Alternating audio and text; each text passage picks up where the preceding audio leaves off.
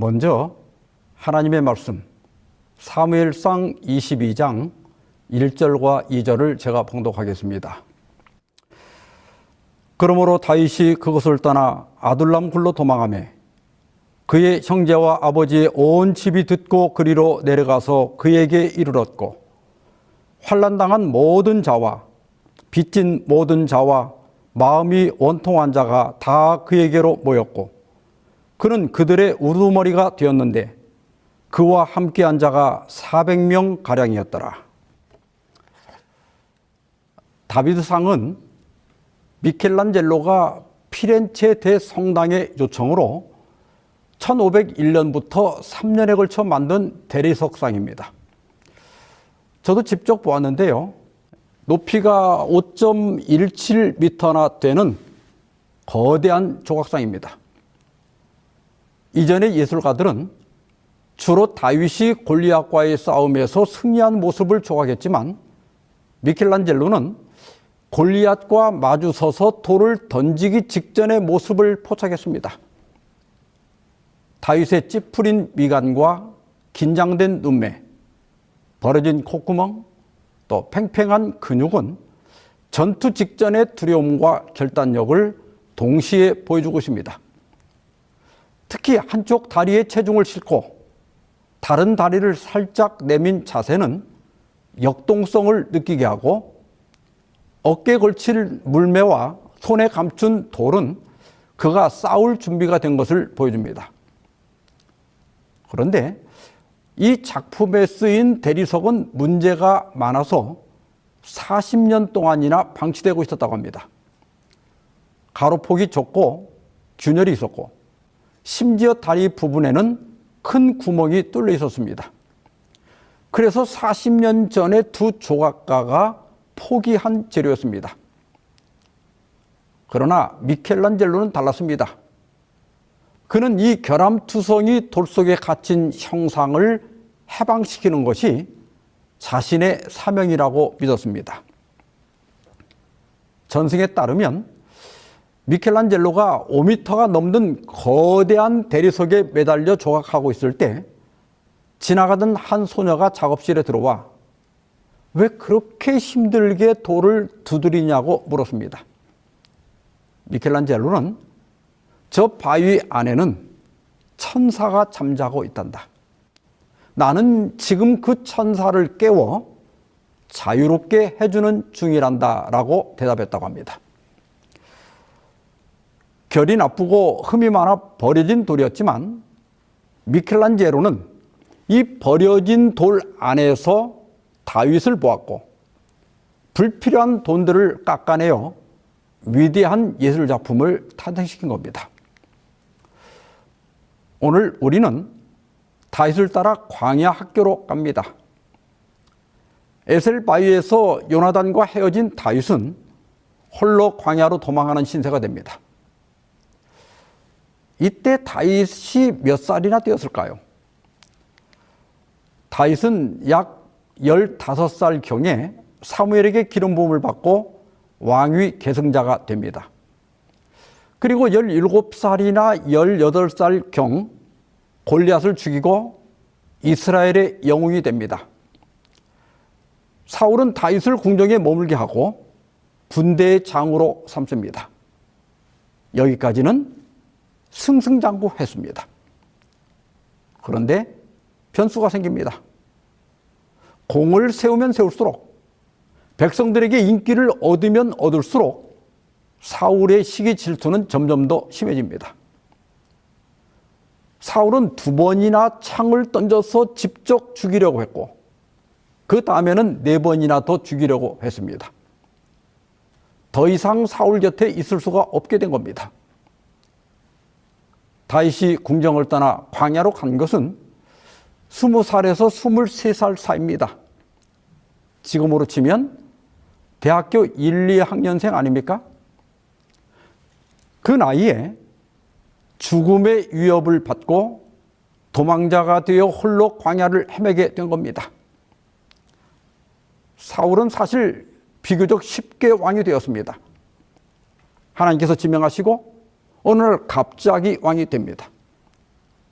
이에 비해 다윗은 기름 부음을 받고 유다 지파의 왕이 되기까지 15년이나 걸리고요. 전 이스라엘의 왕이 되기까지는 22년이나 걸립니다. 왜 다윗에게는 그렇게 긴 기간이 필요했을까요? 하나님은 다윗 안에 불세출의 왕이 될 자질을 보았습니다. 그러나 아직 다윗을 가리고 있는 결점들이 많았습니다. 광야는 그 결점들을 쪼아내고 다윗을 하나님의 마음에 합한 자로 만들기 위한 하나님의 작업장이었습니다. 그러면 광야 학교 첫 번째 교실 노브로 가보겠습니다. 사무엘상 21장 1절입니다. 다윗이 노베 가서 제사장 아히멜렉에게 이르니 아히멜렉이 떨며 다윗을 영접하여 그에게 이르되 어찌하여 내가 홀로 있고 함께하는 자가 아무도 없느냐 하니. 기브아에서 요나단과 헤어진 다윗은 노브로 갔습니다. 지도에서 보시는 것처럼 노브는 기브아에서 불과 3-4km밖에 떨어져 있지 않고 실로에 있는 성소가 블레셋에 의해 파괴된 다음에 법궤는 기럇 여아림에 있었지만 성막과 제사 제도는 노브로 옮겨 운영되고 있었습니다. 그래서 당시 노브는 제사장들의 성읍으로 불렸습니다. 인간적 보호막이 없는 다윗은 지금으로 말하면 교회를 찾아간 겁니다. 갑자기 찾아온 다윗을 본 아히멜렉은 깜짝 놀랐습니다. 골리앗을 죽인 국민적 영웅이고 왕의 사위고 백성들의 사랑을 받는 천부장이 호위병이나 수행원 하나 없이 홀로 나타났기 때문입니다. 더구나 다윗의 표정을 보니 무언가에 쫓기고 있는 것이 분명했습니다. 이때 다윗은 하나님의 보호하심을 믿고 정직하게 말하고 아히멜렉의 도움을 구해야 했습니다. 그러나 그는 여기서 첫 번째 실수를 합니다. 거짓말을 한 거예요. 자신은 지금 왕의 명령으로 은밀한 일을 수행 중이고 부하들과는 어느 지점에서 만나기로 하고 헤어졌기 때문에 혼자 온 것이라고 말했습니다. 그리고 음식을 요구합니다. 이제 당신의 수중에 무엇이 있나이까? 떡 5덩이나 무엇이나 있는 대로 내 손에 주소서 하니. 아히멜렉은 지금 식사용 떡은 없고 지난 안식일에 물려낸 거룩한 떡이 있다고 했습니다. 거룩한 떡은 안식일마다 성소에 새로 구워 올리는 진설병인데 레위기 규정에 따르면 물려낸 떡은 반드시 성소 안에서 제사장들만 먹을 수 있었습니다. 그러나 아히멜렉은 여자를 가까이 하지 않았다면 이 떡을 줄 수 있다고 말했습니다. 다윗은 우리가 3일 동안 여자를 가까이 하지 않았다고 말하고 진설병을 얻었습니다. 그런데요, 이 장면을 사울의 목장 관리장인 도액이 보게 됩니다. 도액은 본래 에돔 사람인데 사울에게 포로로 잡혀와서 시브리 종교를 받아들인 사람입니다. 그가 신고할 것이 뻔했습니다. 급히 노브를 떠나야 했습니다. 다윗은 자신을 보호할 무기가 있는지 물었습니다. 아히멜렉은 네가 죽인 골리앗의 칼이 있다고 하자 다윗은 그만한 것이 없다며 그 칼을 받아갑니다. 이따 살펴보겠지만 다윗의 거짓말 때문에 제사장들과 백성들이 몰살을 당합니다. 부조와 선지자 656페이지입니다. 여기서 다윗은 하나님께 대한 믿음의 부족을 나타내었고 그의 죄는 대제사장의 죽음을 초래하는 결과를 가져왔다. 만일 사실대로 분명하게 진술을 했더라면 아히멜렉은 그의 생명을 보존하기 위하여 처신할 방법을 알았을 것이다. 하나님께서는 가장 큰 위험 중에서라도 진실이 당신의 백성의 특징이 되기를 요구하신다. 하나님은 어떤 경우라도 우리가 정직하기를 바라십니다. 그런데 성경에는 선한 거짓말로 생명을 구한 예들이 여러 번 나옵니다. 먼저 라합은 정탐꾼들을 숨기고 여리고 병사들에게 성문을 닫을 때쯤 나갔다고 속입니다. 그 결과 여리고가 멸망할 때 라합과 그의 가족들이 구원을 받습니다. 그리고 애굽 왕이 산파들에게 왜 히브리 남자 아기들을 죽이지 않았냐고 묻자 히브리 여인은 건장하여 우리가 도착하기 전에 해산을 한다고 거짓말을 합니다. 그 결과는 어떻습니까? 하나님이 그 산파들에게 은혜를 베푸시니라. 하나님께서 그들을 선대하셨다는 뜻입니다. 또 하나님께서 이새의 아들 중 하나에게 기름을 부어 왕의 후계자로 삼으라고 하자 사무엘은 그걸 알면 사울이 나를 죽일 것이라고 두려워합니다. 그러자 하나님께서는 암송아지를 끌고 가서 제사를 드리러 온 척하라고 계책을 알려줍니다. 그 결과 무사히 다윗에게 기름을 부을 수가 있었습니다. 또 사울이 다윗을 죽이려고 전령을 보내자 미갈은 다윗을 창문을 통해 도망가게 하고 전령들에게는 다윗이 병들었다고 속입니다. 그 결과 다윗은 생명을 보존할 수 있었습니다. 그렇다면 하나님께서 선한 거짓말을 허락하시는 걸까요? 하나님께서는 십계명의 9번째 계명에서 내 이웃에 대하여 거짓 증거하지 말라고 하셨고 잠언 19장 9절에서는 거짓 증인은 벌을 면하지 못할 것이요 거짓말을 뱉는 자는 망할 것이라고 경고하셨습니다. 또한 요한복음 8장 44절에서는 마귀는 거짓말장이요 거짓의 아비라고 했고 요한계시록 21장 27절에서는 거짓말하는 자는 새 예루살렘에 들어갈 수 없다고 경고합니다. 그렇다면 라합은 정탐꾼들을 죽게 내주어야 했을까요? 히브리 산파들은 히브리 남자 아기들을 죽여야 했을까요? 미갈은 남편이 죽임을 당하도록 솔직히 말해야 했을까요? 선한 거짓말에 대한 성경의 교훈을 정리하면 이렇습니다. 첫째, 성경은 어떤 거짓말도 인정하지 않습니다.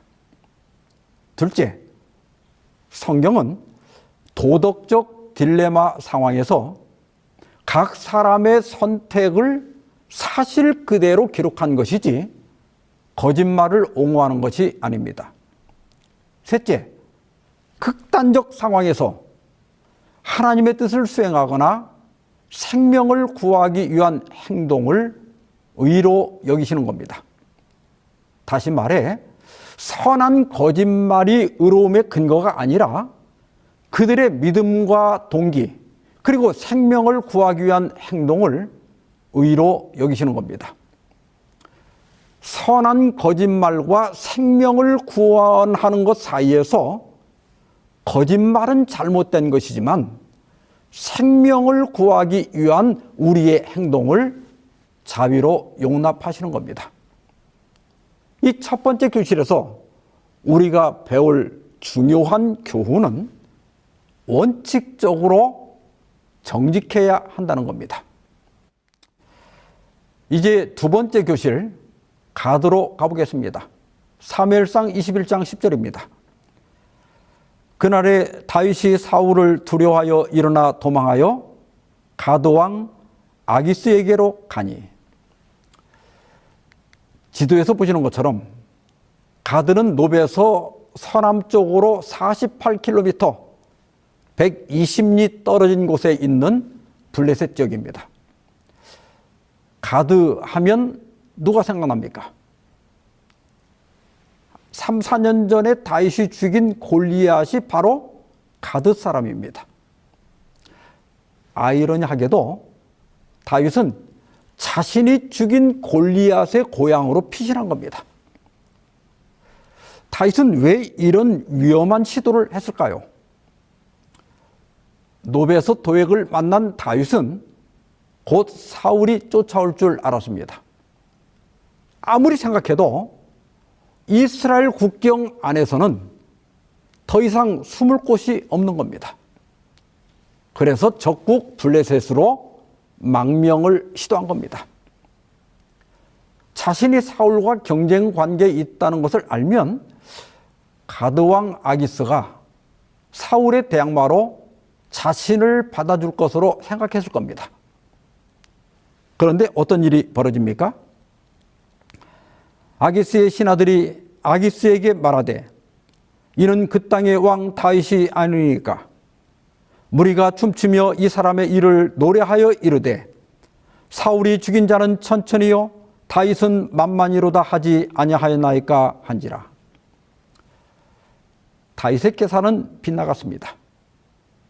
아기스 사람들은 다윗을 사울의 대항마가 아니라 그들의 적이요 위험 인물로 본 겁니다.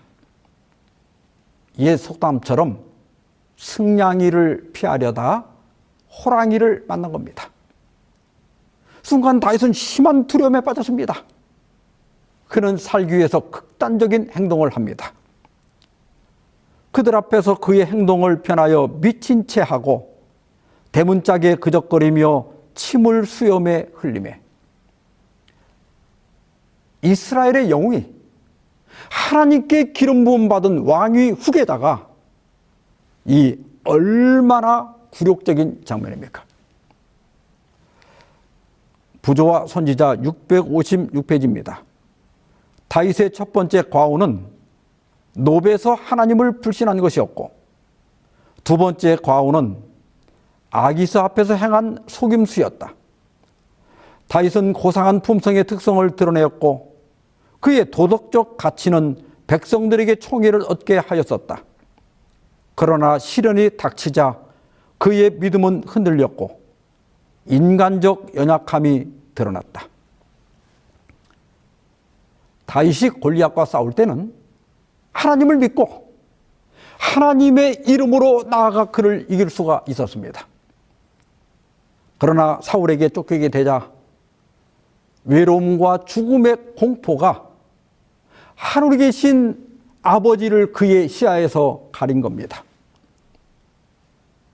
다윗의 그런 모습을 본 아기스는 아니 이런 미친놈을 왜 데려왔냐며 그를 쫓아냈습니다. 덕분에 다윗은 겨우 목숨을 건질 수 있었습니다. 다윗은 광야 학교의 두 번째 교실에서 큰 교훈을 배웠습니다. 그는 자신이 얼마나 연약한 존재인지를 알게 되었고 끊임없이 하나님을 의지할 필요가 있다는 사실을 깨닫게 되었습니다. 이 경험 후에 지은 시가 시편 34편입니다. 시편 34편 표제는 이렇게 되어 있습니다. 다윗이 아비멜렉 앞에서 미친 채 하다가 쫓겨나서 지은 시. 아기스는 블레셋 이름이고 아비멜렉은 셈족 이름으로 같은 사람을 의미합니다. 세 절만 읽어보겠습니다.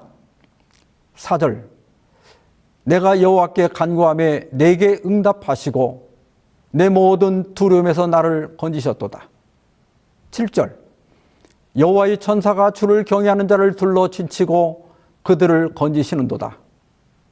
13절 내 혀를 악에서 금하며 내 입술을 거짓말에서 금할지어다.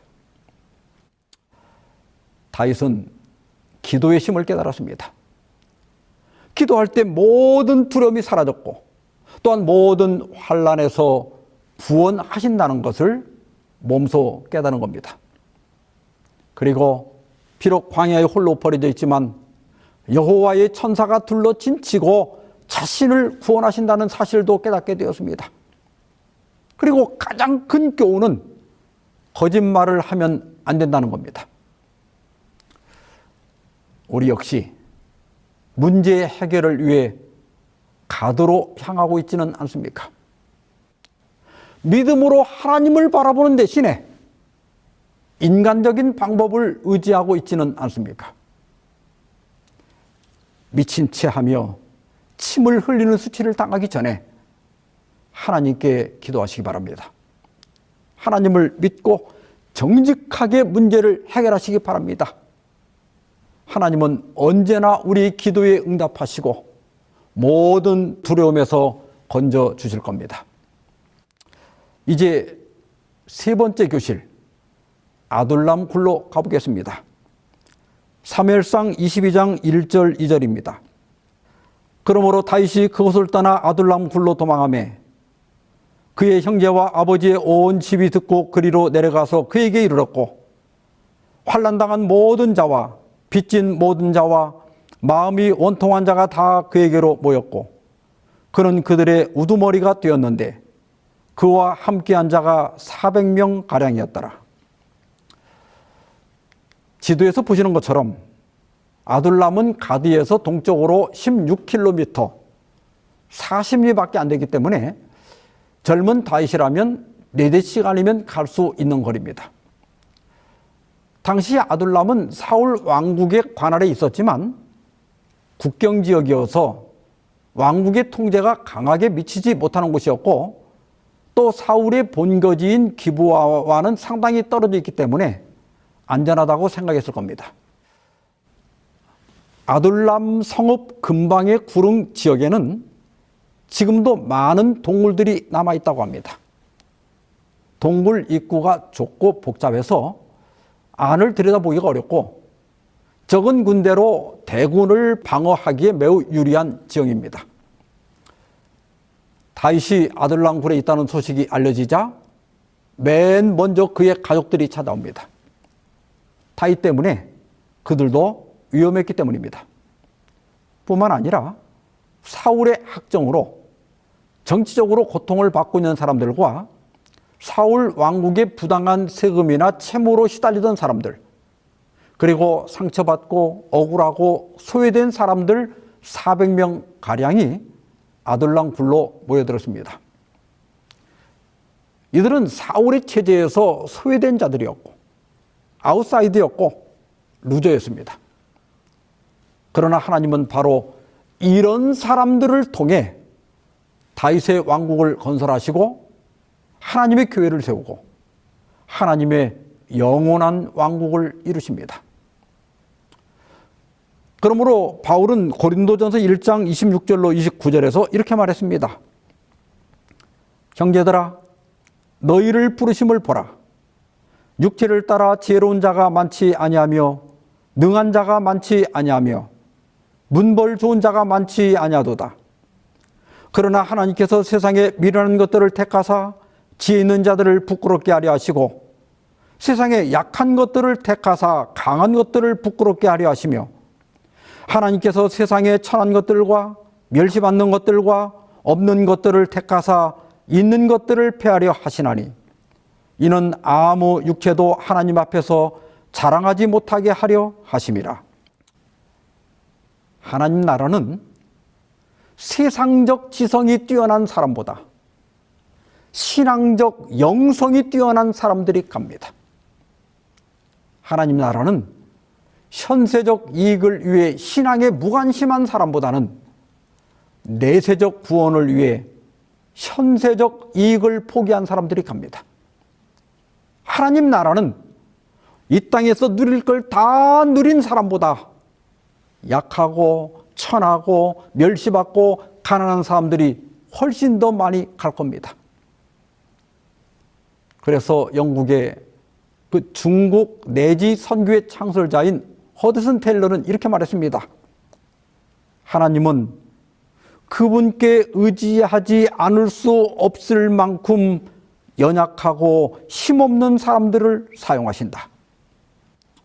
왜 그럴까요? 하나님은 사람의 능력이 필요한 것이 아니라 하나님의 능력을 흘려보낼 통로가 필요한 겁니다. 그래서 잘난 체 하는 사람은 절대 하나님의 동역자가 될 수 없습니다. 우리가 하나님과 함께 일하려면 겸손해야 합니다. 자신의 지식이나 능력이나 경험을 믿지 말고 늘 무릎 꿇고 하나님의 지도와 도우심을 구해야 합니다. 아둘람 굴에 모인 사람들은 다윗의 광야 학교에서 훈련을 받게 됩니다. 그리고 후일 다윗 왕국의 용사들이 되고 새로운 나라의 주역이 됩니다. 다윗은 이들에게 자신이 고난을 통해 배운 하나님께 대한 신뢰와 인내, 그리고 리더십을 가르쳤습니다. 아둘람 굴은 단순한 피난처가 아니었습니다. 그것은 다윗에게는 왕이 되는 데 필요한 리더십과 덕성과 자질을 기르고 또한 하나님의 군대와 백성을 양성하는 훈련소였습니다. 이제 다윗의 광야학교 네 번째 교실로 가봅시다. 사무엘상 22장 9절 10절입니다. 그때 에돔 사람 도액이 사울의 신하 중에 섰더니 대답하여 이르되 이새의 아들이 노베 와서 아히두베의 아들 아히멜렉에게 이런 것을 내가 보았는데 아히멜렉이 그를 위하여 여호와께 묻고 그에게 음식도 주고 블레셋 사람 골리앗의 칼도 주더이다. 사람들이 아둘람 굴로 모일 때 선지자 갓도 찾아와서 다윗의 평생의 조언자가 됩니다. 다윗이 없는 동안 블레셋은 끊임없이 이스라엘을 침략합니다. 사울이 제대로 정사를 돌보지 못하니까 나라가 엉망이 되는 겁니다. 선지자 갓은 다윗에게 유다 땅으로 들어가라고 조언합니다. 다윗은 도망 다닐 것이 아니라 나라를 구해야 했고 장차 왕이 될 훈련을 받아야 했습니다. 다윗은 군사들을 이끌고 유다로 넘어와 헤렛수풀에 진을 칩니다. 사울이 기브아의 한 언덕에 있는 에셀나무 아래 앉았을 때 다윗을 발견했다는 보고를 받게 됩니다. 사울은 신하들에게 노발대발합니다. 너희가 지금 누구에게 녹봉을 받고 있느냐? 너희가 나를 배신해? 다윗이 나를 치러 왔는데도 그걸 알려주는 놈이 하나도 없다면서 난리를 칩니다. 그때 도액이 노베에서 본 사건을 고발합니다. 분노한 사울은 아히멜렉의 가족들을 모두 불러와서 제사장 85명을 몰살합니다. 뿐만 아니라 군대를 보내서 노베의 성읍을 초토화시킵니다. 다윗의 거짓말이 결국 이런 참상을 부른 겁니다. 다행히 아히멜렉의 아들인 아비아달이 도망하여 다윗에게 이 소식을 알립니다. 그때 다윗은 자신이 아히멜렉을 속인 것을 얼마나 후회했겠습니까? 여러분, 나의 선택은 나 자신에게만 영향을 미치지 않습니다. 우리의 거짓말, 우리의 타협, 우리의 불신앙은 가족과 다른 사람들과 교회에도 큰 고통과 상처를 주는 겁니다. 이 사건 후에 다윗이 지은 시가 시편 52편입니다. 표제를 보면 에돔인 도액이 사울에게 이르러 다윗이 아히멜렉의 집에 왔다고 그에게 말하던 때라고 되어 있습니다.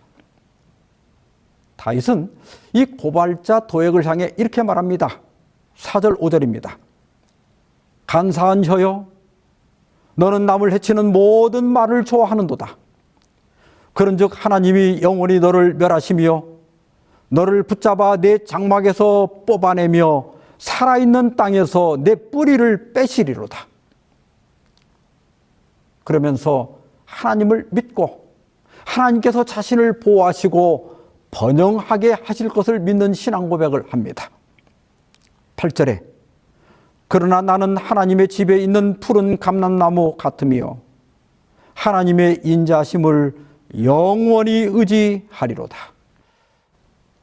하나님께서는 다윗의 실수와 고통을 사용하셔서 다윗을 더욱 깊은 회개로 이끄시고 더욱더 하나님을 의지하게 하셨습니다.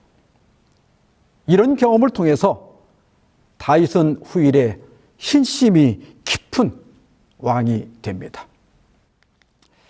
다시 피렌체 작업장으로 돌아가 봅시다. 미켈란젤로는 3년 동안 쉼없이 대리석을 깎았습니다. 매일 조금씩 불필요한 부분을 제거해 갔습니다. 때로는 섬세한 정으로, 때로는 강한 망치질을 했습니다. 그리고 1504년 9월 8일 다비드 상이 공개되었을 때 피렌체 시민들은 경탄했습니다. 단순히 아름다운 조각상이 아니었습니다. 그것은 용기와 신념, 경계와 결단을 표현한 걸작이었습니다. 버려진 대리석이 역사상 가장 위대한 예술작품이 된 겁니다. 사랑하는 성도 여러분, 지금도 하나님께서는 우리를 광야로 보내 훈련하십니다. 노베 교실에서 우리는 정직의 중요성을 배웁니다. 카드의 교실에서 우리는 하나님을 향한 믿음과 신뢰의 중요성을 배웁니다. 아둘람의 교실에서 우리는 공동체의 중요성을 배웁니다. 연약한 사람들이 모여서 서로 격려하며 함께 하나님의 나라를 세워가는 겁니다. 이 광야 학교는 때로 고통을 주기도 합니다. 때로는 망치로 때리고 때로는 날카로운 정으로 쪼아냅니다. 하나님, 왜 제가 이런 일을 당해야 합니까? 하고 부르짖을 때가 있습니다. 산상보훈 10페이지입니다. 인생의 시련들은 우리의 성품에서 불순물과 거친 부분을 제거하는 하나님의 일꾼들이다. 이들에 의해 채석되고 네모가 되고 조각하고 갈아내고 광을 내는 과정은 고통스럽다. 또한 회전하는 연마기에 갈리는 것은 힘든 일이다. 그러나 그 돌은 하나님 성전에서 자기 자리를 차지할 수 있도록 준비되어 나온다. 주님께서는 쓸모없는 재료에 그런 세심하고 철저한 작업을 하지 않으신다. 오직 그분의 귀한 보석들만이 궁전의 식양대로 다듬어진다. 기억하십시오. 아픔과 시련이 있다면 여러분이 하늘에 들어갈 보석이기 때문입니다. 위대한 조각가이신 하나님께서는 여러분이 하늘 궁전에 꼭 맞는 사람이 되도록 끌과 망치로 조각하고 계신 겁니다. 하나님은 내 안에서 아름다운 형상을 보고 계십니다. 그러나 내가 되지 말아야 하고 갖지 말아야 할 부분들을 조심스럽게 그러나 확실하게 깎아내고 계십니다. 버려진 대리석이 걸작이 되었듯이 도망자 다윗이 위대한 왕이 되었듯이 우리 모두 광야 학교를 통해 하늘 궁전에 꼭 맞는 구원받는 하나님의 자녀들이 되길 바라며 오늘 말씀을 마치겠습니다. 기도하십시다. 자비하신 하나님 아버지, 때로 우리도 다윗처럼 인생의 막다른 골목에서 두려워하며 정직하지 못했고 세상적인 방법을 의지하며 방황했음을 고백합니다. 주님, 우리의 연약함을 용서하여 주시옵소서. 지금 우리가 겪는 아픔과 시련이 우리를 파괴하는 망치가 아니라 우리 안에 잠든 하나님의 형상을 깨우기 위한 주님의 정교한 작업임을 믿음으로 고백하게 하옵소서. 광야 학교의 수업을 마치는 날 우리 모두가 주님의 궁전에 꼭 맞는 걸작품이 되게 해 주시옵시기를 예수 그리스도의 이름으로 기도하옵나이다. 아멘.